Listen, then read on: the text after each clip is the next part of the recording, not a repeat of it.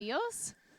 I am here to let Brandon do most of the talking, but I am here to welcome you. And also, if you have any questions for us tonight, we're sure that you do. We receive many of your questions throughout the week. Feel free to text your questions in to the number that you see on your screen.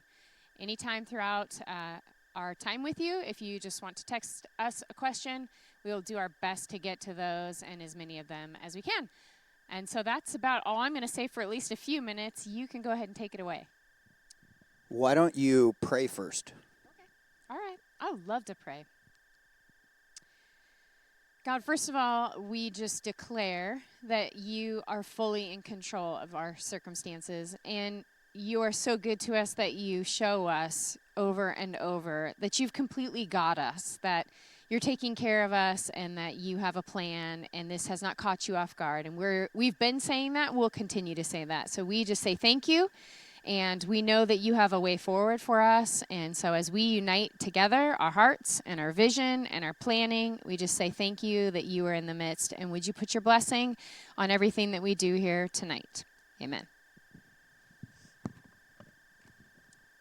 Well, before I kind of get down to business, I want to share with you how I'm viewing our conversation tonight. And I want to let you know how I want to communicate with you. And I want to read with you a passage of Scripture. I'm actually going to read it from the Message translation. And it's Acts chapter 2, verses 42 through 47. And just to give you a little bit of the setting, Jesus was now gone.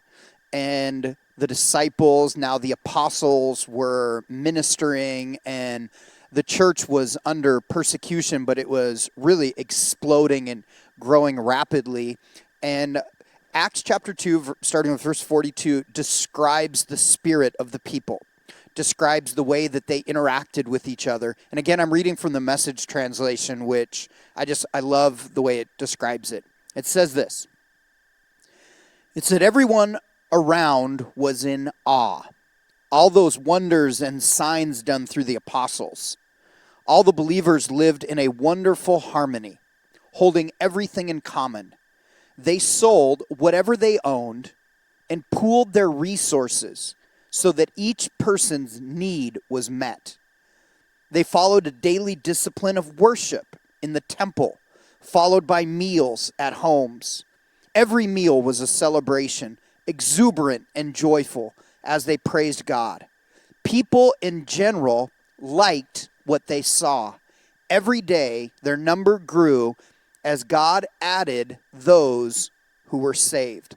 Now, I think that is an amazing picture of what the church is relationally supposed to be like.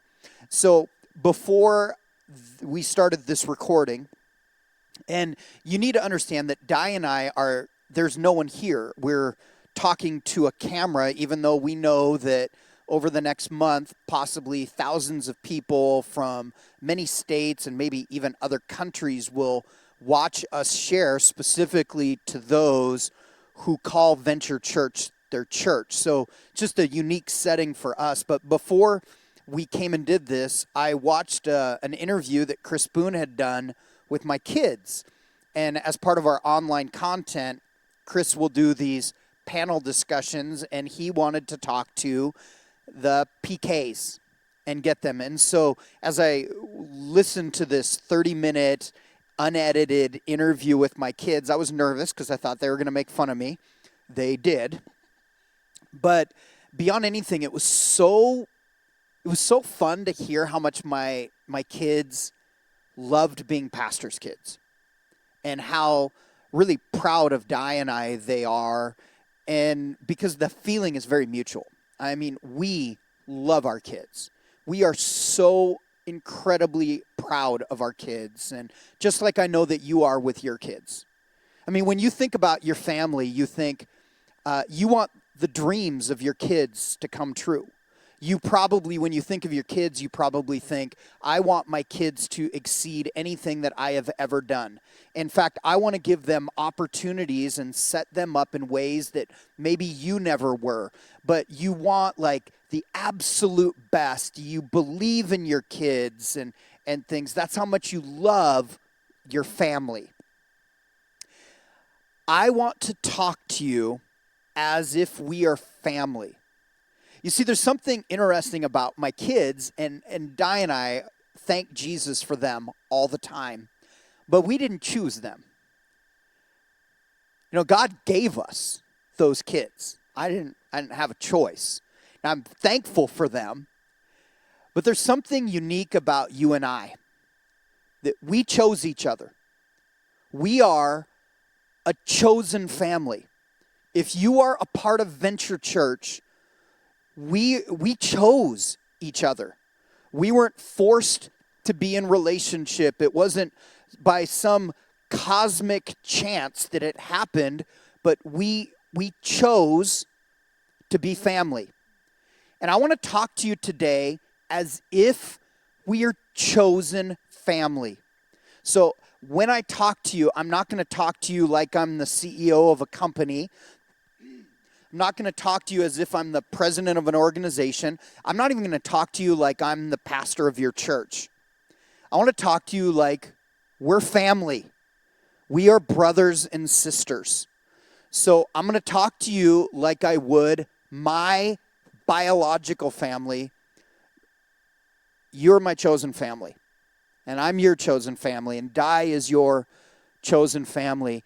And I think Luke described in Acts chapter 2 what a chosen family should look like, and how they should support each other, and how they should love each other and be for each other and cheer each other on. And he talks about things like they loved meeting together.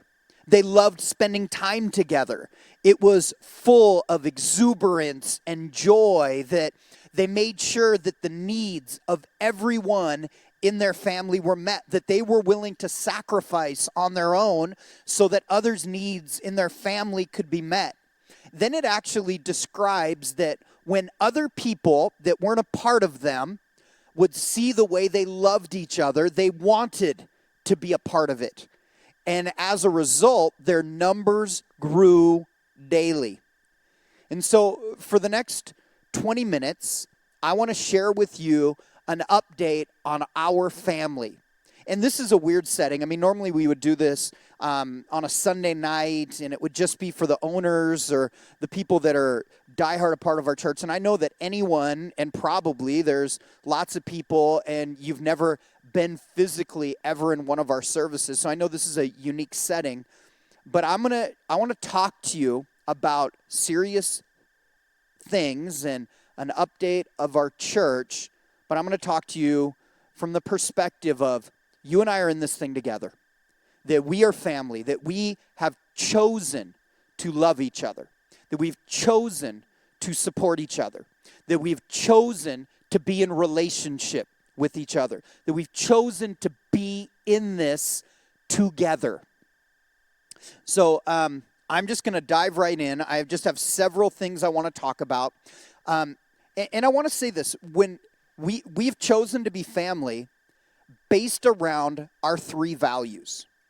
And the three values of our church are mission, community, generosity. And that is what has set us apart. And that is what has made us unique. That is what has made this chosen family, Venture Church, unique from another one. It is that we believe corporately in those values. And so when I share with you this update, I'm sharing it with you based upon these values. And when I think of mission, community, and generosity, I feel like our church has done, in the middle of this crisis, this pandemic, this thing that do not prepare you for in Bible college. Like, I didn't have any mentors that taught me how to deal with a situation like this, because this has never happened before. But I would say, as far as mission, I think our church has done an amazing job. I think you should be proud of the people in this church and the ministry of this church. The church has cared for the needs of the community. It's cared for the needs of the region. In fact, I would say we have led the way when it has come to that. So mission, we have been phenomenal with. I also think when I evaluate our family on our values, I think we've been generous. I think you have been generous. You have continued to support the church financially. You've continued to support the community and help in any way that you can. And I believe our church as an institution has been incredibly generous to the community in any way we can, helping meet any need that we can practically help with. We have done that. Where I think this pandemic has hurt our family, and I think it's just because there's nothing we can do about it, is in the area of community.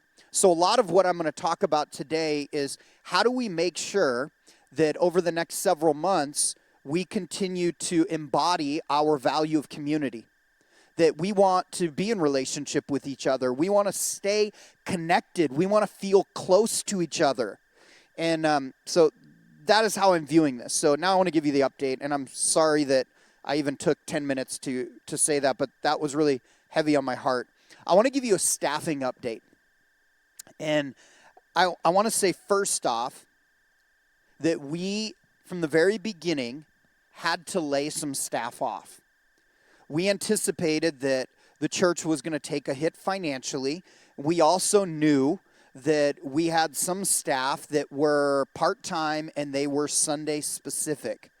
And that in the middle of a time when we cannot have services, that was an expense that we did not have the luxury of continuing. So like many of you have experienced, like some of you that own businesses have had to do, we have had to lay people off. So I want to let you know that up front. The staff that is here right now, I want to first off, beyond anything, just praise. They have worked tirelessly.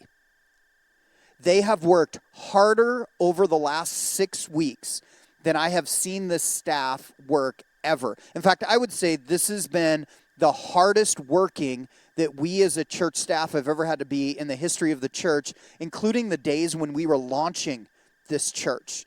And part of it is we are doing things that we've never done before. We're doing things that weren't a part of our job descriptions or responsibilities when we were hired, but we're having to adapt and cope with the current environment.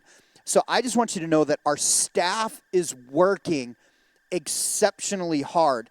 And when we transition from live services to online services, the biggest transition that we had to make is there wasn't a time when we left the office and went home.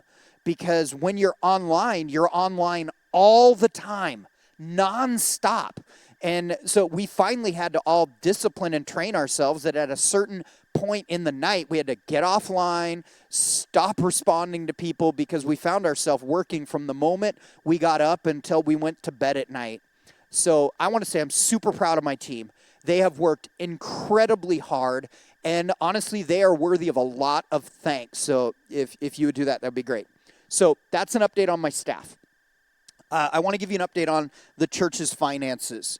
And first off, I want to thank you again. You have been incredibly generous. Our church has made budget in the middle of all of this. So I really want to thank you for your continued generosity. And I know that some of you are continuing to give and you have gotten laid off, or you have the fear of getting laid off. And I know that that is a challenge. I do want to let you know with the church's finances, we immediately, and it was mandated by our board of directors, we cut our budget by 10%. So not only did we lay off staff, but we cut our budget overall as a church by 10%. I'm super honest if you've never been in a meeting like this before, so I'll just be honest and say that I took a pay cut, and several of our Everett campus staff had to take a pay cut. In the middle of all this, the campus that has had the biggest challenge financially has been our Everett campus. Now, Pastor Dan has done an amazing job just kind of sharing this information with that campus, and we've seen a real big jump and increase in giving from that campus. But we just want to give you an update that that's where we are financially, that there, in all likelihood, some of these layoffs that we've done, we will probably have to carry forward after we're able to have services again, probably until maybe the first of 2021, just as a reality. But that's a financial update. A couple really cool positive things. Yesterday, I received notice at about 8 o'clock at night that we officially received the Payroll Protection Program loan/grant.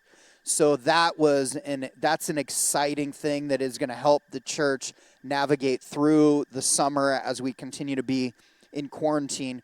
We also qualified, and we have actually received the funds for a small grant, about $10,000, a couple weeks ago. So God is continuing to be faithful.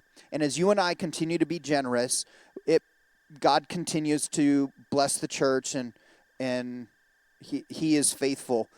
I do want to encourage everyone that it is absolutely vital for the future of our church that you transition to giving online. And I don't know, and I know some people, they just have a philosophical issue with giving online. And I want to say that while we're in this season, can you lay down that ideology just for a little bit? Just so that you can continue to support the mission of the church. And it's really easy to give. Why don't you tell them how they can give online, since I forget the web address always? It's ourventure.church/give. There's a button there that links to Realm. If you're familiar with Realm because you've been around Venture, you know that Realm is where you can talk to other people in our church. It's also where you can give. So if you forget how to get on Realm, that's an easy button to go to. If you've never given before and you would like to, that will prompt you to just set up a few pieces of information in order to give online. So again, I want to thank you for your giving. If you have not signed up for online giving, please consider doing that. It is a huge blessing. If that is just too complicated, or you just fundamentally, ideologically have a challenge with it, would you consider mailing in your gift to the church? That's another way to help. Next thing I want to talk about, and again, don't forget that you can text in questions, 425-655-0636. And there's a chance that I'm going to answer all these questions, so I'm going to finish my little monologue here in just a second. The shelter in place. We all listened to our governor's extension of the shelter in place last week. So what does that mean for us? I want to start by saying, in the last 6 weeks, most people that I have engaged with are on one side of the pendulum over the other. We have the people that are really nervous and they have anxiety and they're fearful, and people are fearful of getting sick. They're fearful of their finances. They're fearful. And then I have the other side of the pendulum that basically thinks that we should ignore the governor, that we should start having services immediately, that we shouldn't be listening to this. And honestly, we have people that are on both sides of the pendulum, and I exist in this middle section where I am called by God to pastor these people, and I'm called by God to pastor these people. And really, my opinion in all of this is irrelevant. But I share this with you so you know a little bit of where we are coming from. That we have people on a regular basis upset that we are not having services right now, telling us. We also have people that are upset on a regular basis with us because they watch our services on Sunday and they see 8 people on the platform and they don't think we should even be doing anything. And so we have everybody in between, and they're emailing the church and calling the church and telling us these things and leaving us reviews on social media about all of the above. And I'm just saying that we are trying to exist in the middle and just be pastors. But as I understand the request from our governor, I don't believe that we will be allowed to have in-person services until phase 4, which I don't believe, I know because it says it, but most of the people that I have talked to have projected for us to anticipate that being sometime toward the end of July or the beginning of August. So that means we have 3 more months of what we're doing. By the time we're in phase 3, we'll be able to have youth services, and Celebrate Recovery can start meeting again, and we can start having some of our smaller gatherings. But between now and then, for the next 3 months, family, we connect online. And I know, because you tell me on a regular basis, that you are sick of looking at a screen. I don't blame you. I'm with you, sorry. I'm with you. I feel the exact same way. I'm tired of it too. But this is the world that we live in. We're family. We need to embody our value of community, and that is the way we connect. And the number one question that we have been asked this week is, because the governor has said that he will allow drive-in spiritual services. Now, he just came out, it was either yesterday or the day before, specifying that he has not given his qualifications for that or his rules and regulations for that, and he promises that he will give those by May 15th. So even if we wanted to have a drive-in service, we're not allowed to do that until he gives out those regulations.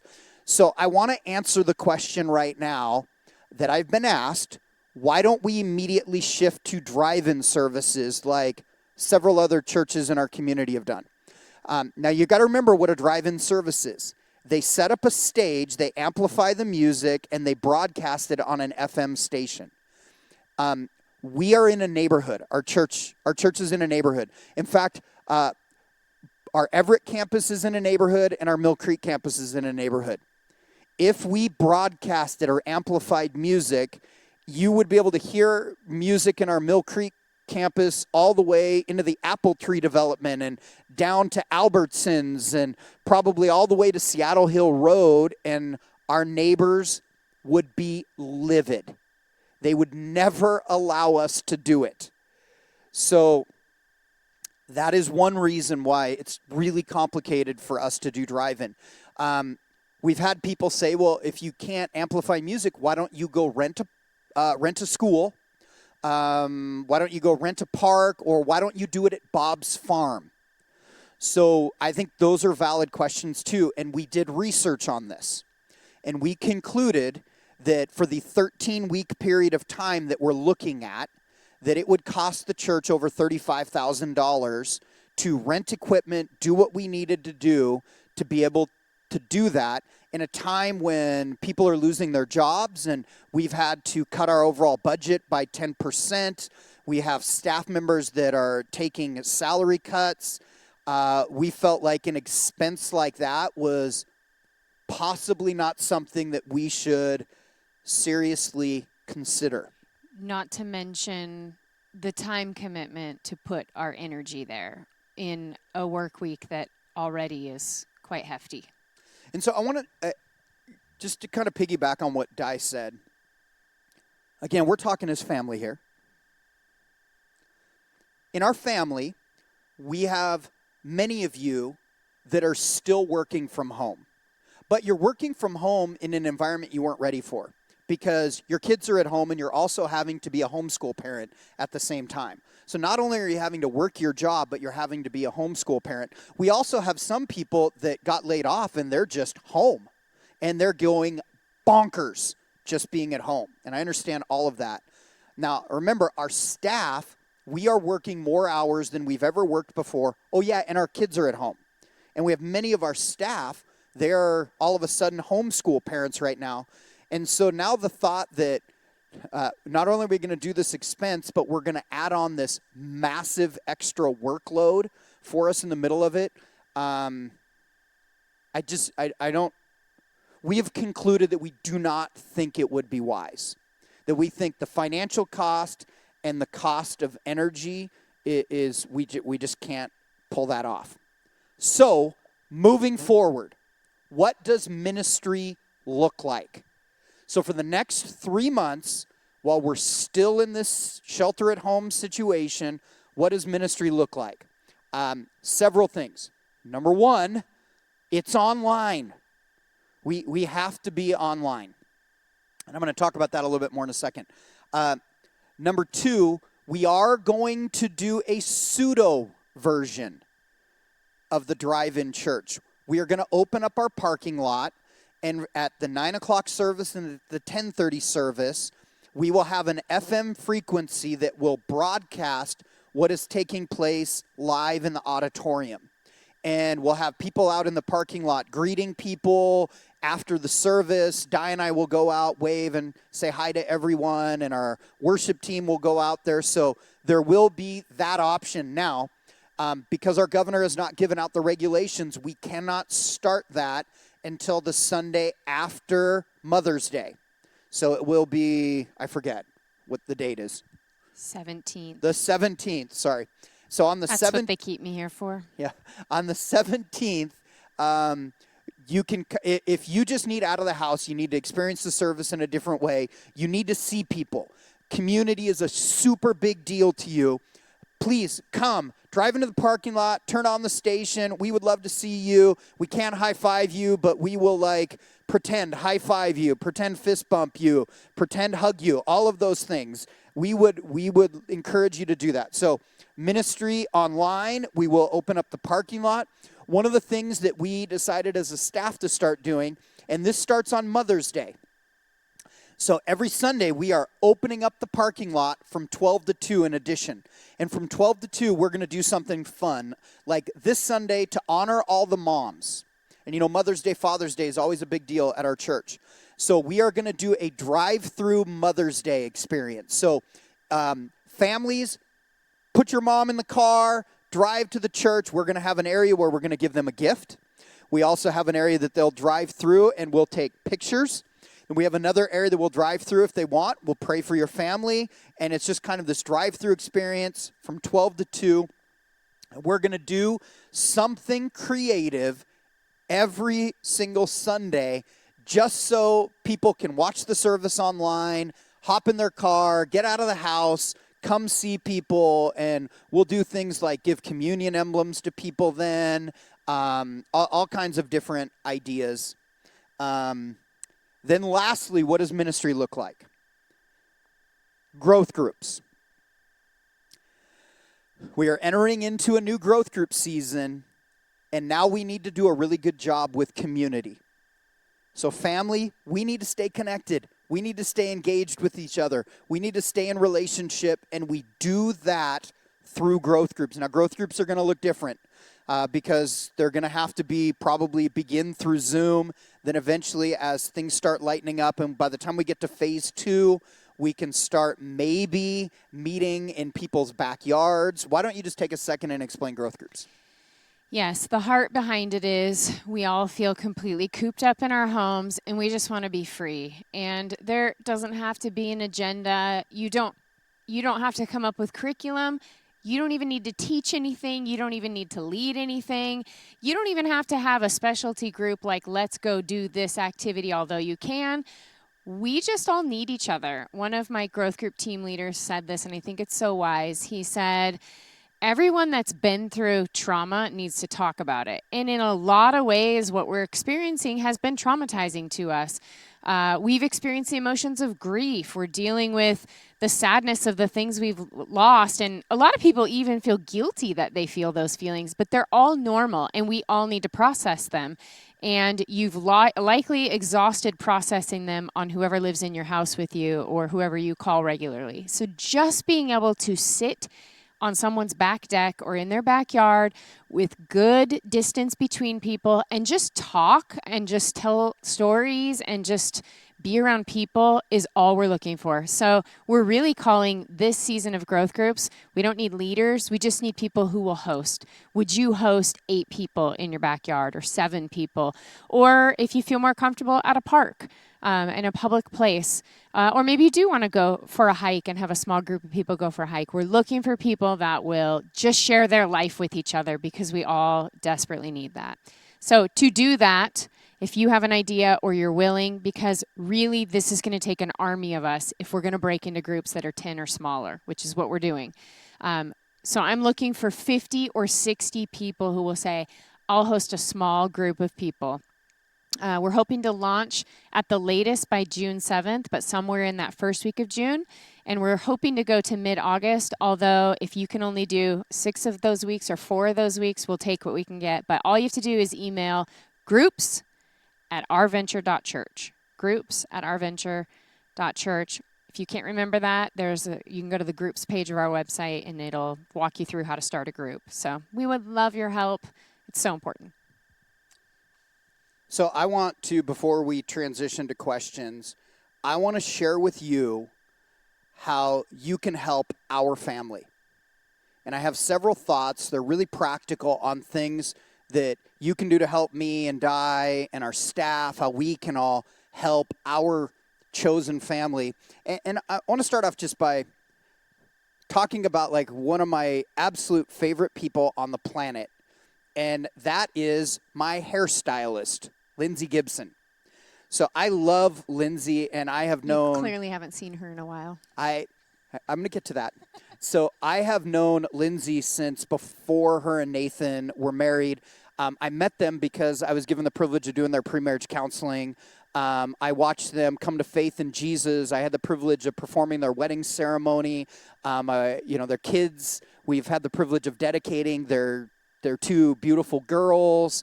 It's been amazing watching, Nathan graduate from college and then become an accountant, and then Lindsay start off as a hairstylist and eventually own the salon.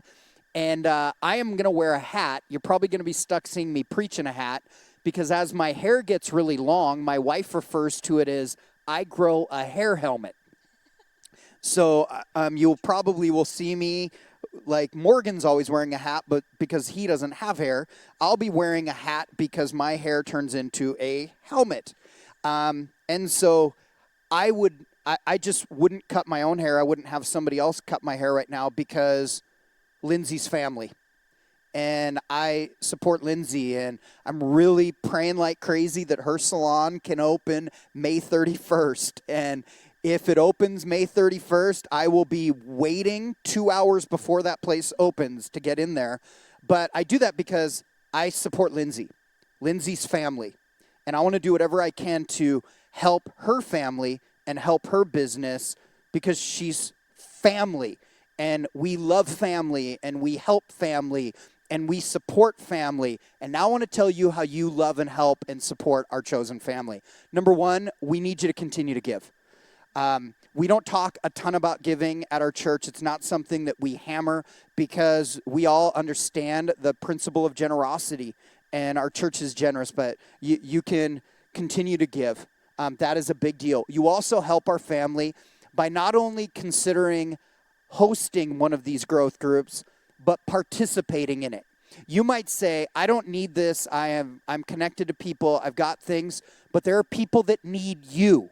There are people in our family that need to see you. They are excited to see you. So sometimes we don't, when it comes to family, sometimes we deny ourselves for the betterment of our entire family. And so I want to challenge you. This should be like the season we have 100% participation in growth groups. Because just like you need community, people need community with you. Next thing. Because online is our reality, whether we like it or not. And I would much rather have you all in this building that I spent 3 years trying to figure out a way to get built. I would much rather worship with you in this building and preach to you and hear you say amen on Sundays versus talk to a camera where there's no one here. But this is our practical reality. And so I want to ask you to engage with what we do. Participate in what we do. It gives you the opportunity to get to know people in the church, with people of venture. We have fun content, but at the same time, we do our services. And I know that people are getting in the habit of, I can watch services at churches all around the country. You're right, you can.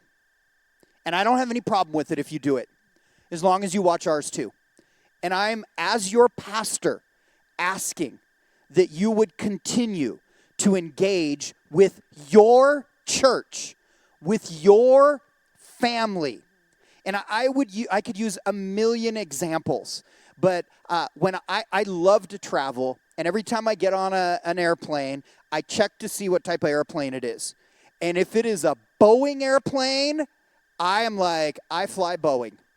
You know why I fly Boeing?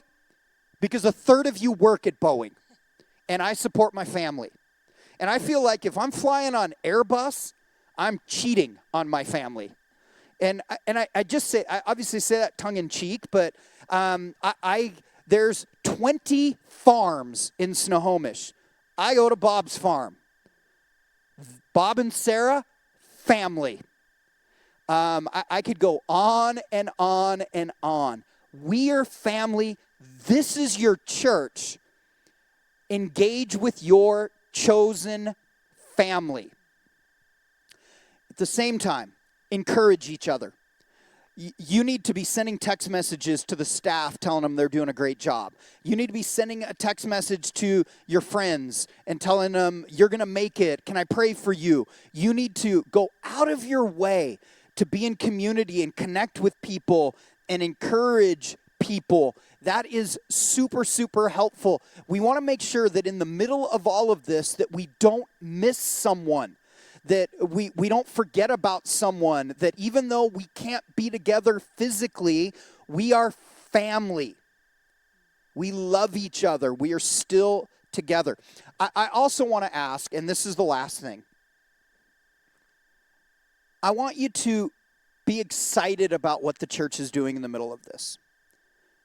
Be proud of your family. I am so insanely proud of my kids. I love to brag on my kids, just like I love to brag on you. I love to brag about the people in our church and the different things that we're doing. Just be proud of us. Share the things. If you're a Facebook person, you should be sharing the service. Host watch parties. Make sure that you like the church's Facebook page. Make sure that you like the content, that you like the comments, that you are cheering each other on. We are in this together. Be proud of your family. Can I be really honest? Our family is awesome. Our family is super cool. This place is full of some of the most amazing people I have ever had the privilege to spend time with. If there is a family that you should be proud of, it is this family. Don't forget about that. That's all I got. That's how you can help. I can't wait until we can meet together again. And I know that you're struggling, and if you're struggling, we're here to help you. We're going to do whatever we can.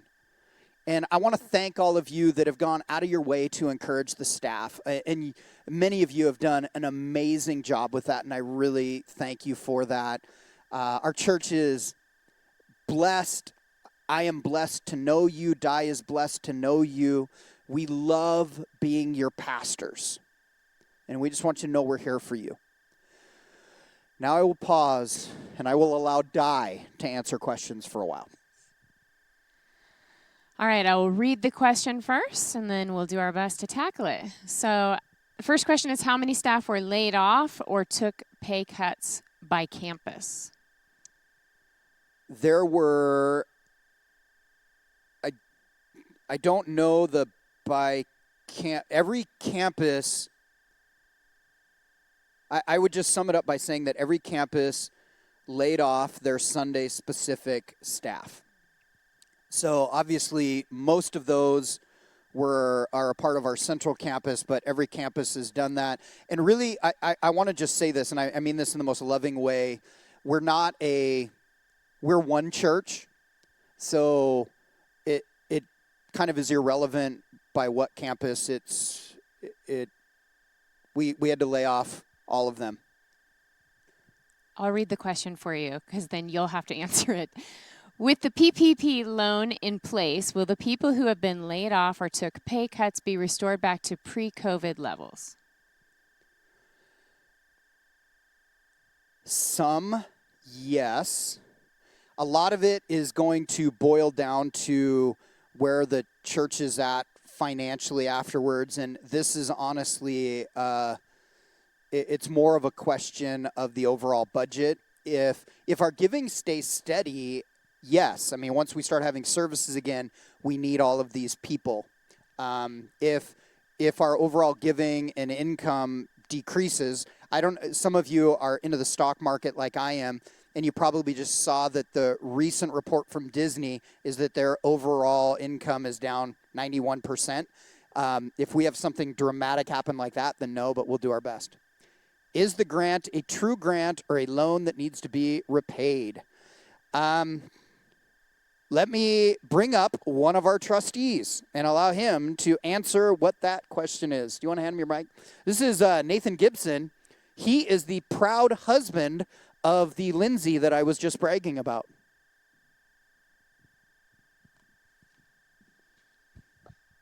So the answer to the grant question is it comes out and you sign as a loan, but as long as you follow... I need you to step right there. Right here? Okay, there we go.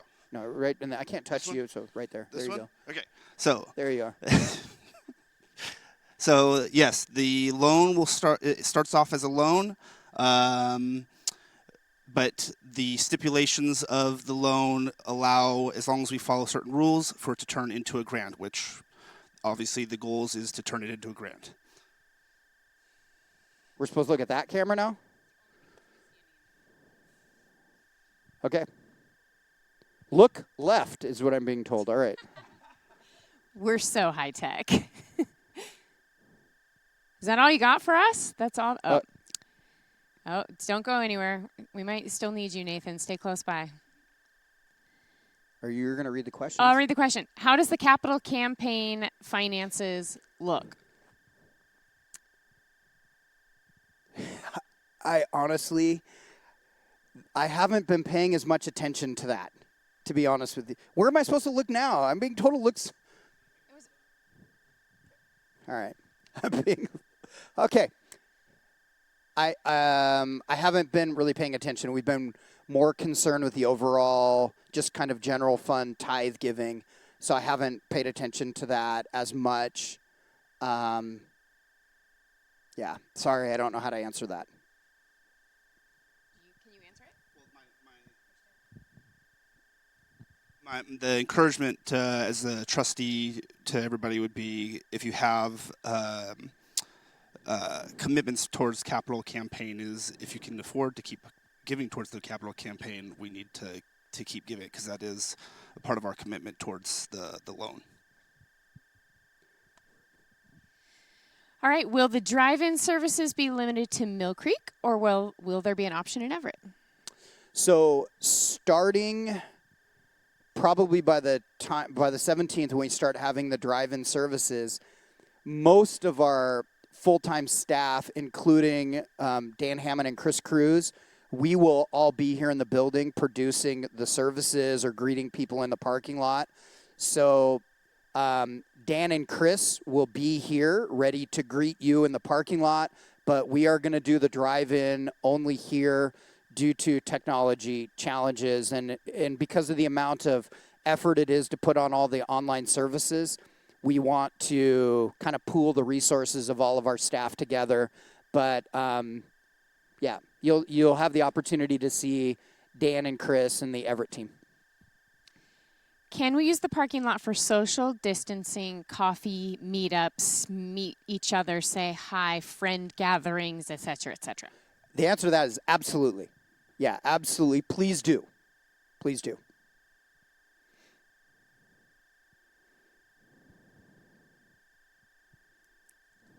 Do we have any FAQs that we want to throw in? Idaho is officially opened this weekend. So we're excited. They have a little bit less restrictions than we have here in the state of Washington. Sure, once we're done. Are there any other updates on the Everett campus? They are doing the Mother's Day drive-through, by the way. That is happening. We are doing that at the Everett campus, so that drive-through will happen over there. So if you're... So either campus, Mill Creek or Everett. Yeah. The finances have taken a major turnaround for the Everett campus, so it's been a lot better over the last couple weeks. That's been really encouraging. Dan's really encouraged. Yeah, I would say my conversations with them, Dan and Chris, we all wish we could have live services, but we're all doing our best. So, Can we get a list of the businesses that are part of our venture family so that we can support them? That is a fantastic idea, whoever just asked that question. so I'm going to tell you how we're going to do that. I love that idea. I'm going to encourage you to, if you're one of the business owners, because there are probably a couple hundred in the church, to be really honest. I'm going to encourage you to post on the church's Facebook about it. So post yours on there. And yeah, we would love to highlight it and let everybody know. Were you able to get deferment on loan payments? This is obviously in reference to our mortgage. We have not done that because we have not needed to yet. We are on interest only, so we have taken advantage of that.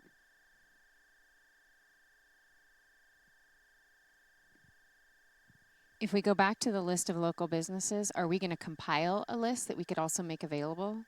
I think if it's just on our Facebook page, it's going to get lost in a long feed list. So Your tithes should always go to the general fund. you're jumping ahead to another question. Oh, sorry. I'm going to skip that question and go back to what Di was doing. So I would like to suggest that, yes, you can highlight your business and link it on our Facebook page. I actually think it would be a good idea for us to compile a list. And so if you would be so gracious, business owners, or if you know of a business owner at Venture, if you could just email it to info@ourventure.church, we'll start compiling a list that we can make available to you. I think that's a great idea. Now I will read the next question for you. Just volunteered us for more work. Okay. I will handle that with a team. We'll assign Steph to do that. Should our tithes go to the general fund, or should we select something else? Yeah, you should always tithe to the general fund. Absolutely. Please don't designate your tithe. Will you allow the Mother's Day drive-in to run past 2 p.m. if the line requires? Sure. Yeah, absolutely. No problem. If there's still people coming, we would love that problem.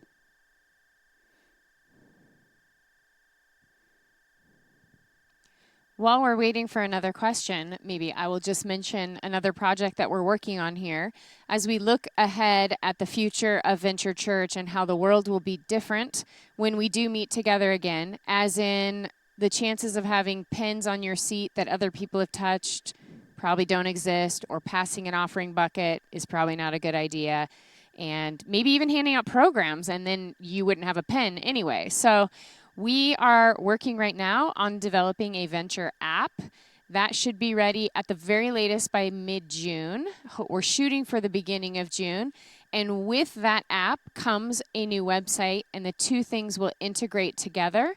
And this was not a very expensive endeavor for us, and the offset of printing costs of programs and some of those other things actually work really well in our favor towards affording it. And so that's one of the ways that we're looking at keeping us all connected and putting information in one place, as well as the future when we do meet together being more digital than it's ever been before, even when we're here in person.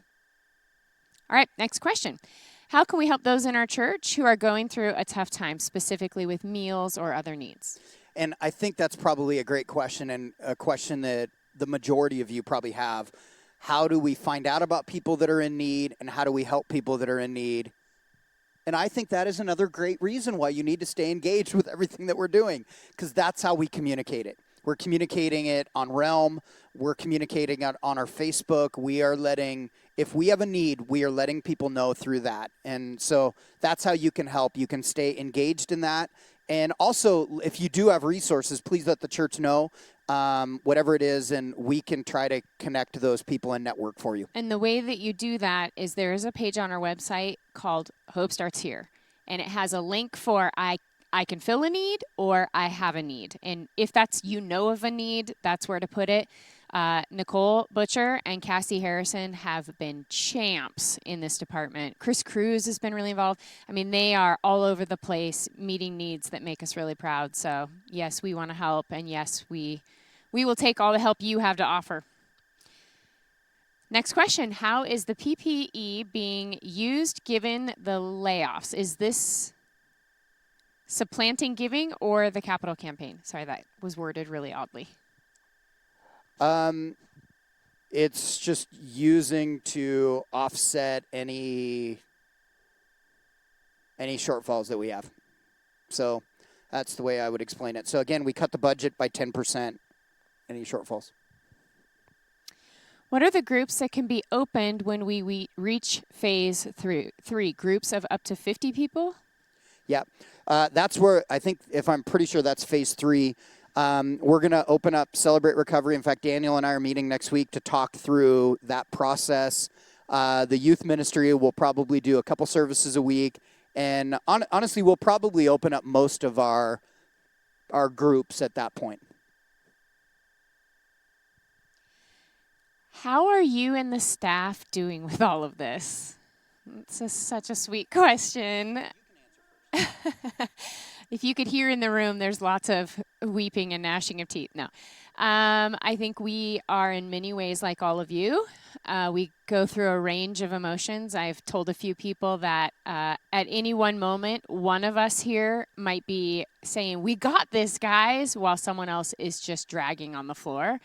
We have moments of we're so proud of how hard we're working. I mean, we were all pastors just a couple weeks ago, and now we're camera operators and learning how to edit videos and, digital pastors reaching out to people, and we're a relief organization. And so we're adapting. I'm very proud of our team for that, but we're like you. We miss people. We miss normalcy. We miss being able to see you. We come here on a Sunday morning, and for the past 5 weeks or so, it's been like the worship team, the tech team, and Brandon and I and Morgan. And it's sad. Like, you just get so into worship, and then you're like, there's nobody in here. And if you could see this room, it's just not the same. So I think we have good days and bad days. Sometimes in those days, we have good hours and bad hours. I would say anytime a staff person drops into your heart and you think, I'm really impressed at what they did, if you could shoot a text message or an email, it means a lot. We're normal people that we love encouragement too. So I think overall we're good. We're working crazy long hours and trying to figure out how to build healthy boundaries in a digital world that's 24/7. But that's part of the learning curve, I think. And I would add to that by saying, I've done a sermon for years called the Abishai Anointing, and I talk about the relationship that David had with Abishai, and Abishai was one of David's men, and we just, especially in the church setting, we go out of our way to honor people that have the David anointing, the fearless leaders that run into a battle and are willing to take on Goliath, but we forget about the Abishais. And Abishai is the person that protects David, looks out for David. And I tell the story about when David was older, and another giant, a guy by the name of Ishbi-Benob, which is an amazing name if you're having a kid soon, he wanted to kill David. And Abishai found out about this and went in and slayed this other giant, Ishbi-Benob. And I think sometimes we forget that while the staff, we are called by Jesus to encourage and help and do whatever we can to serve and things, sometimes we need encouragement too. And I would say it's really easy in a setting like we're currently in, where everybody is, you literally, we don't know if come 2-3 weeks from now if we're all going to get laid off. Just like I know you don't either. Like we don't know what's going to happen, but we work as if nothing's like, we don't have to worry about that, but it's in the back of our mind. We also have completely radically different job descriptions now than we ever planned on ever having even 2 months ago. And I would say a lot of us, we have the moments where we're on the edge. And a discouraging word from our chosen family in that moment is enough to push us over the edge. And so I would just say, if you can just be thoughtfully interacting with the staff, that would be a great way. Do small groups have to be weekly, or can they be bi-weekly Yes. mixed growth groups? Yes. All of it. Yes. We'll take it all. How can we help with the Mother's Day drive-in? Do you need help? We have sent out a clarion call for people to consider helping with guest care type stuff. Again, if you're not looking at Realm and you're not looking at Facebook, you don't see these things. But that's a way for you to help respond to that. And I'll leave this one up to Nicole if she thinks. If you're interested in describe it. helping, email info@ourventure.church, and one of us, there's quite a few of us that get that email, and we can reply where we need help and if we need help. How about that? Will there be a summer camp for youth? Tony is right now planning a virtual summer camp because all summer camps have been canceled. That was actually quite a while. That was pretty early on that all summer camps were canceled, which is a bummer.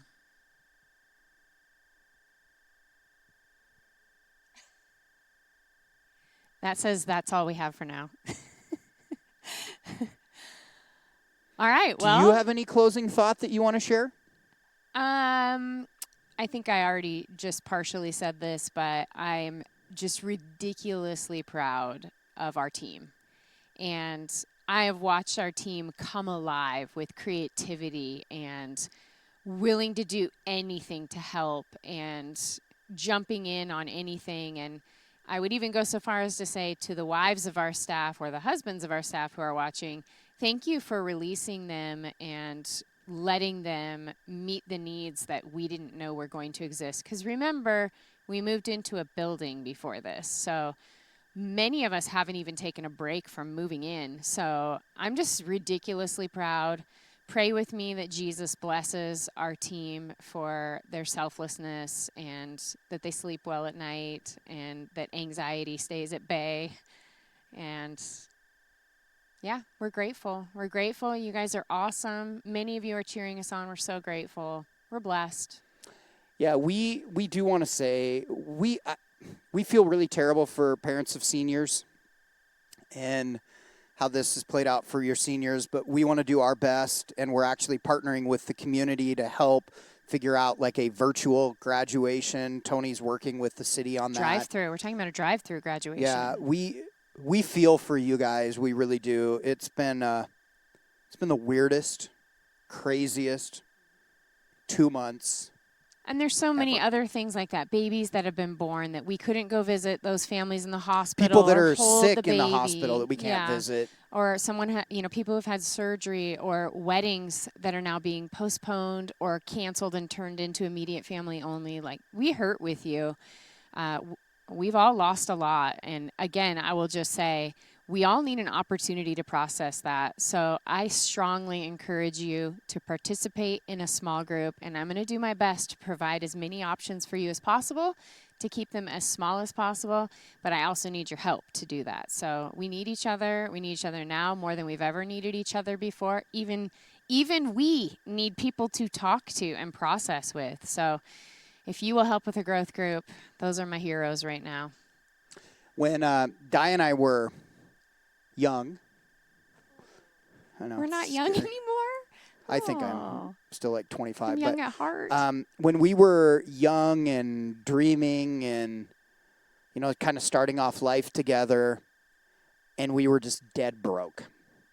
Our motto was, me and you were in this thing together. And that's what I would say about all of this right now. Chosen family, we're in this thing together. We're going to help each other through this. We're going to help all of our campuses through this. We want to help you personally through this. We're all in this thing together, and we all need to help each other because we chose each other. Why don't you open in prayer? You need to bookend it by closing in prayer. I feel like I should also say, God bless America. Okay. God, we ask for your blessing. We do. We ask for your favor, your blessing, and your guidance and wisdom and a way through. I ask that you would supernaturally knit our hearts together as a church, even stronger than they were when we could be together in person. We know that you will see us through this, and now we just ask that you would help us to be so united. I just pray for an incredible unity that can't be broken by anything. So I pray that there would be a loving spirit of cheering each other on and celebrating each other. And we just pray that you would pour out blessing and favor on Venture Church so that we can be blessing and favor to our communities and families. We thank you for that, and we agree together and say amen. Thank you, guys. See you guys. God bless America.